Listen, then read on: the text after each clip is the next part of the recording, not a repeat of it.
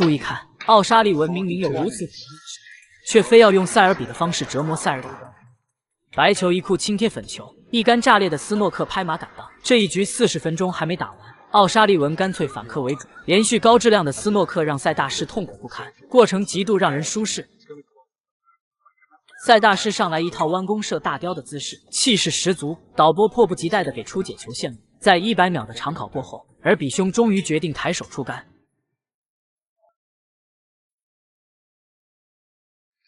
嚯！母球2库以后直奔中袋，这杆斯诺克难度很大，不仅要用扎杆，还要加左塞，而且用多大的力度也是关键。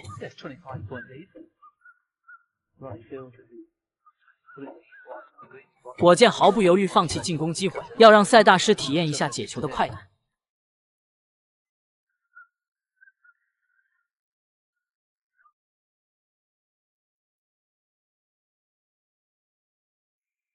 左塞还是加的不够，白球再次摔袋，2杆下来已经被罚8分，而比兄满脸无奈的看向积分器，这样霍霍下去，分数也经不起几下折腾，心想火箭这老小子太坏了。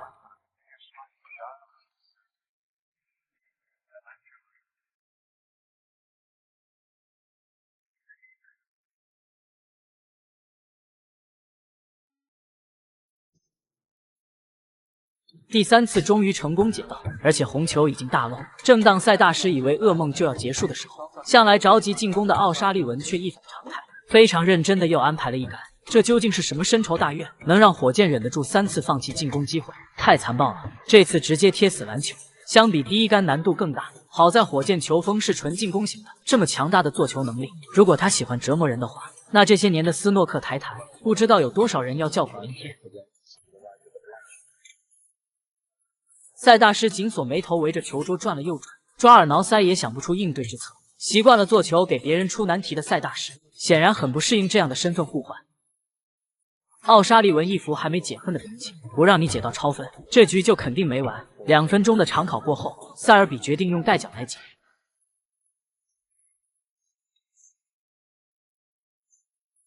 很遗憾，大力也没有出奇迹。座位上的奥沙利文强忍着笑了，不得不承认，折磨塞尔比还得火箭来，换一个人就没这个效果。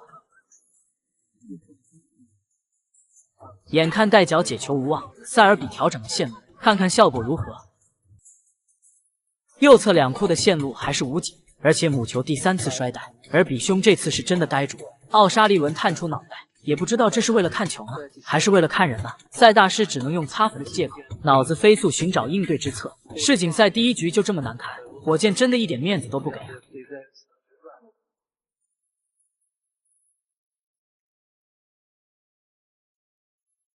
这次用4库线路来解，可惜力度上就差了那么一点点。塞大师这次深刻的体会解到手软的感觉，尴尬又不失礼貌的微笑是他最后的倔强。好在离超分就只有最后1杆，即便再次失误，这个噩梦也终于可以结束。这大概是尔比兄第1次这么渴望被对手超分吧。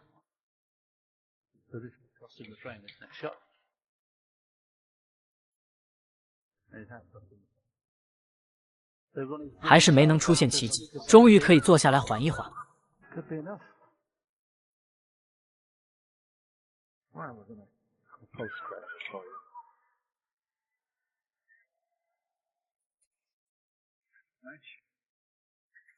太狠了！明明有这么火热的进攻手感，非要用塞尔比的方式对付塞尔比。火老师叫起劲来还远远没结束，明明篮球和粉球都有进攻机会，第4次放弃进攻，斯诺克继续安排。塞大师看到火箭这个没完没了的架势，直接举白旗投降，不敢继续。这一对老冤家的相遇，真的比电视剧还精彩。你看火老师最后的这个叹气，很明显的杀敌1000自损800，究竟是什么样的局面，让奥沙利文都发出杀猪惨叫？这戏剧性的一幕发生在2014年威尔士公开赛，霍师傅这杆关键超分红球，却手抖打丢了。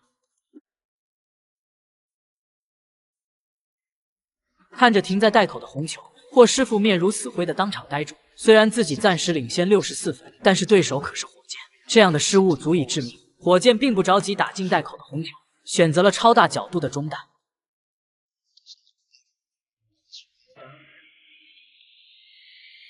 完全准的不讲道理，奥沙利文能展现流畅的进攻，完美的中袋能力绝对是功臣之一。更恐怖的是，还能完美的教导飞球。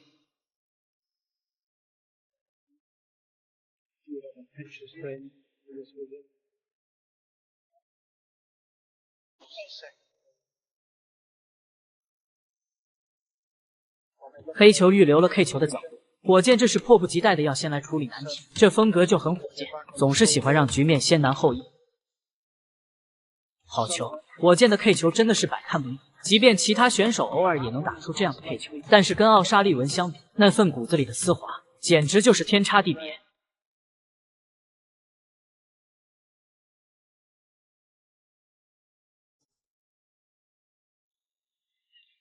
霍师傅只要碰到火箭，表情像极了小媳妇受尽委屈。他现在唯一的救命稻草，就只能寄希望于火箭在黄球的校位出现失误。清脆的响带声真是悦耳。打进篮球以后，火箭落后42分，台面最高还有43分，也就是说剩下的2颗红球必须都要链接黑球才能超1分逆转。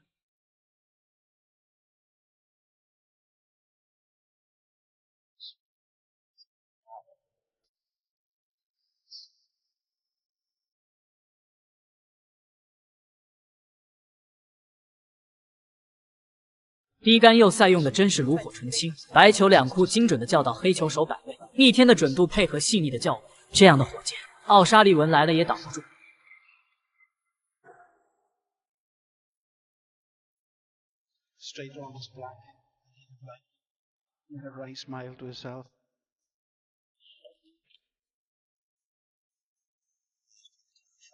火箭越来越来劲，也是因为直踩女神塔布的加持。有塔布的比赛，火箭自己可能都控制不住起飞的心情，碰上这样的奥沙利文，只能心疼霍师傅5秒钟。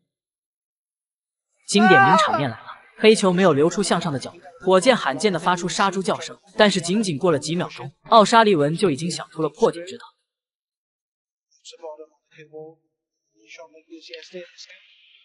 这天秀的低杆，示意库直接奔着黄球而来，太完美了，让我手摆可能最多也就这个水平。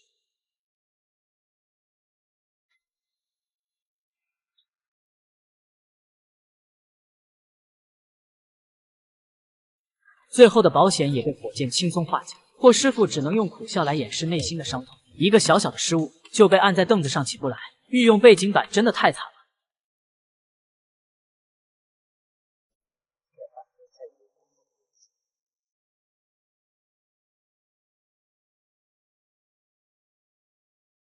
现在已经没有任何难点可言，一起欣赏火箭丝滑的青台吧。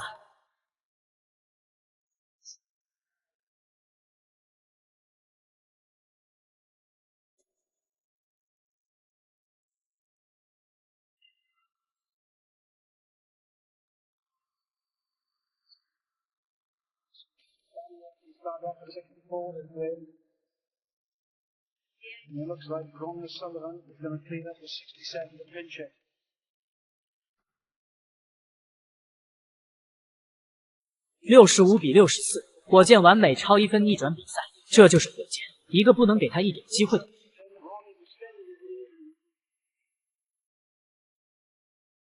注意看，奥沙利文打丢了最后的制胜黑球。火箭自己也是露出不可置信的表情，这是2017年上海大师赛奥沙利文拼的最凶的比赛之一。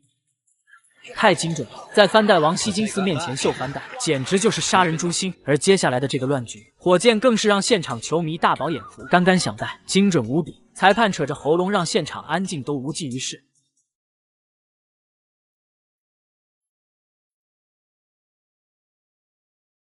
白球失误碰到了篮球，好在还能去拼远台。看看火箭这淡定的表情，长台肯定是在射程范围之内。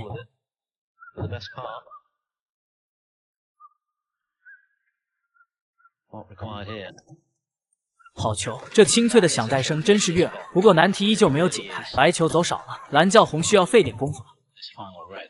看火箭比划打红球的位置，这是准备低杆2库强行叫红球了。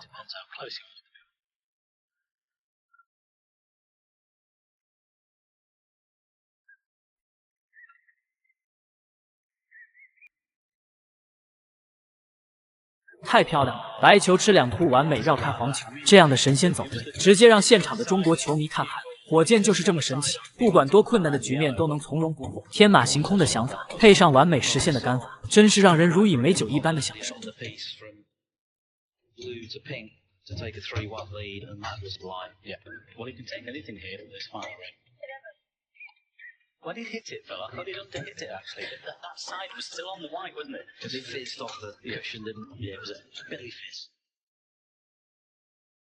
No, Billy whiz. 漂亮的私灯叫到黄球，看看大范围的黄教绿火老师怎么处理。Oh, the crowd was mooning over that one. It's going to prove to be a frame winner. 5-2 lead, 3 up with 4 to play. Higgins hoping for an error. 又是一个精准的手摆位，白球在火箭手里简直不要太听话。Well, this will hurt the Scot.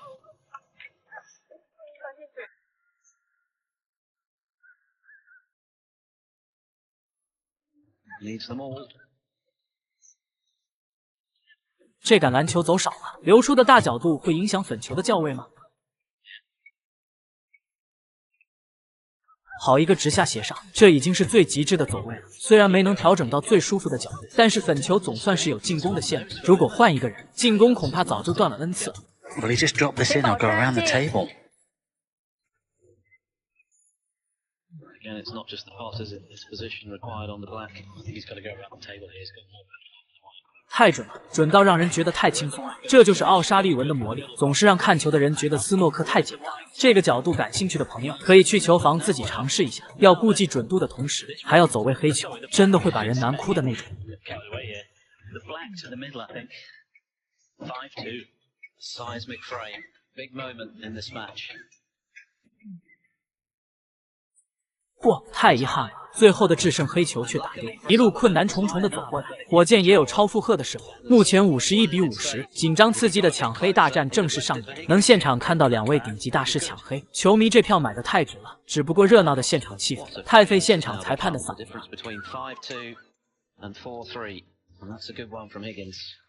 大师一出手就只有没有，老张头这近乎完美的控球，没有打算给火箭留一点机会。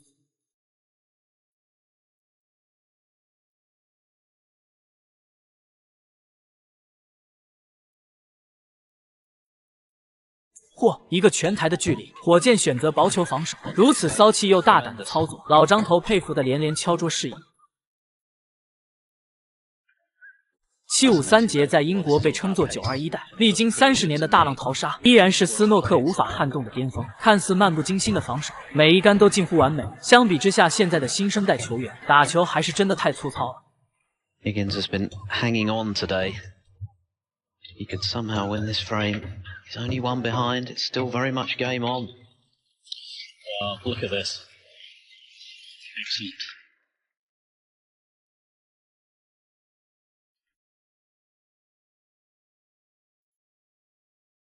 I tell you what, if that had been a fraction thinner, he would have left that. I don't think Ronnie will take it on. They'll send the black around the table.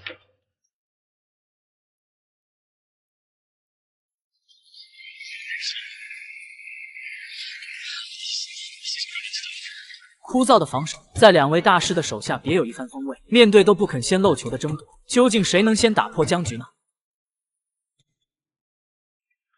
？Now then, will he play the pot here, or around the table once more?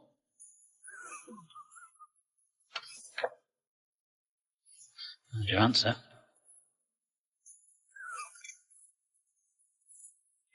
Just a touch pacey.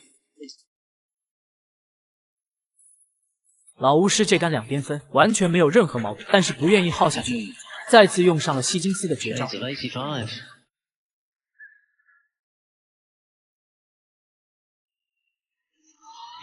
空心入袋，太逆天了！奥沙利文用两杆炸裂的翻袋拿下比赛，现场的观众只能边鼓掌边摇头，这家伙强到都不像地球的生物。